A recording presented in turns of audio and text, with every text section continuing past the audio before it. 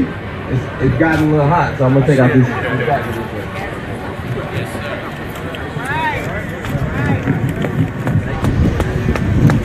Alright, my name is Ryan Watson, and I'm from Socialist Alternative. And we come here today, not only in Chicago, but all across the country on this opening week of the NFL in solidarity with Colin Kaepernick for taking a stand against injustice. Kaepernick has eloquently defended his protest, explaining that by kneeling during the national anthem, he is not disrespecting the flag or the military, but is trying to bring attention to the very real problem of extrajudicial killings of young black men and women. He has succeeded and should be commended for his bold stance, lighting a wildfire through the NFL, through high schools and college athletics, and launched a new wave of discussion around Black Lives Matter in society.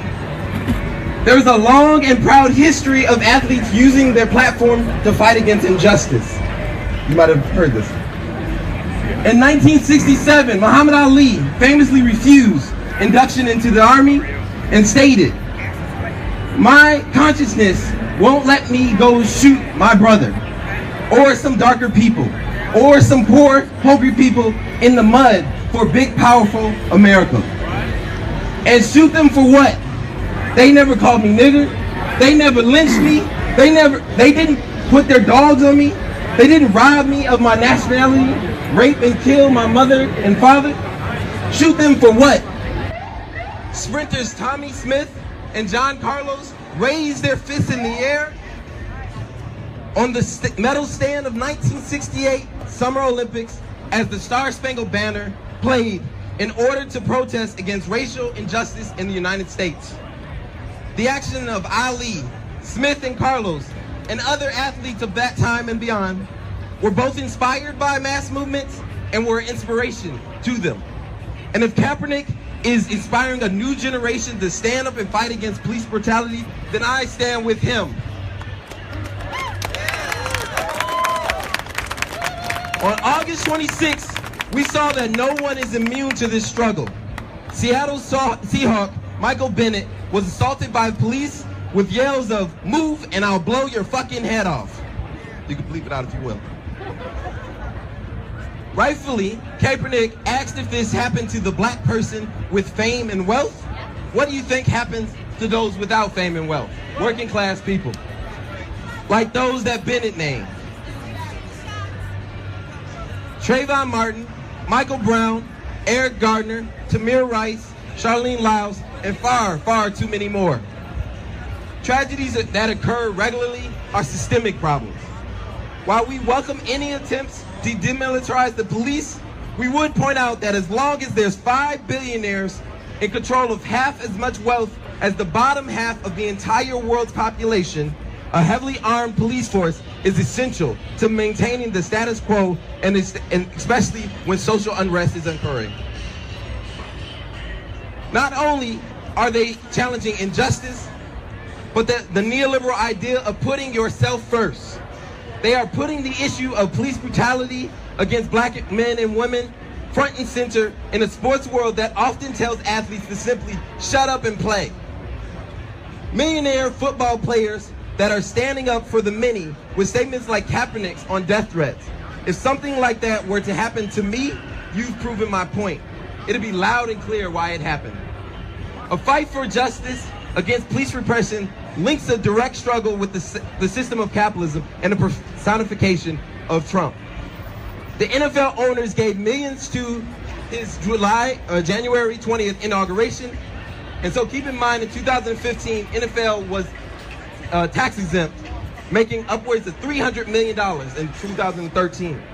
This is not counting the billions in tax breaks and subsidies handed out by cities and states every time they want to build a new stadium. The NFL made $13 billion last season. All of that revenue is generated by workers and consumers and the fan base supporting the league. Standing with Colin K means rupturing that system and hitting them where it hurts, their pockets.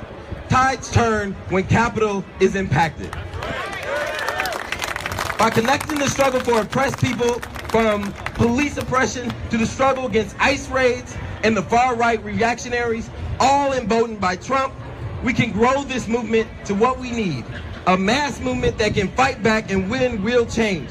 Winning the things we need, like money for education, healthcare, and housing, not for the billionaire owners of the NFL, like those that are blacklisting Colin Kaepernick. The Missouri football players' strike shows the impact of emerging Black freedom mood through Black Lives Matter, has on sports players. 30 black players of the Mizzou Tigers football team, inspired by student organizing and protest, decided to stand in solidarity and decry the injustice on their campus. They were joined by their white teammates, head coach, and assistant coaches in an act of unity and brotherhood as the black players announced that they would withhold their labor, no practice, and or games until President Wolf resigned. The announced labor strike by the Missouri football team and its black players would have cost the university $1 million in forfeiture fees per game. The Missouri players realized their strength and the threat of withholding their labor and forced the hand of the board of trustees and the president in less than 2 days. We need a mass movement to fight for what we need and what we want and push back against the NFL and Trump. Our power is in our numbers and our ability to put a wrench in the system. We can expand on the stand Kaepernick took. We can push to put killer cops like Jason Van Dyke, who murdered Laquan McDonald, to be prosecuted and jailed, and the politicians that covered up for them like Rahm Emanuel. Because if I'm standing with someone new today, this being their first action to move into the fight for the human rights against police repression, against corrosive water pipes poisoning their bodies, school closures, crumbling and unstable housing or unaffordable housing, towards a fight for living wage, a community control of the police, or our campaign for an affordable Chicago for all, I stand with Colin Kaepernick. Join me.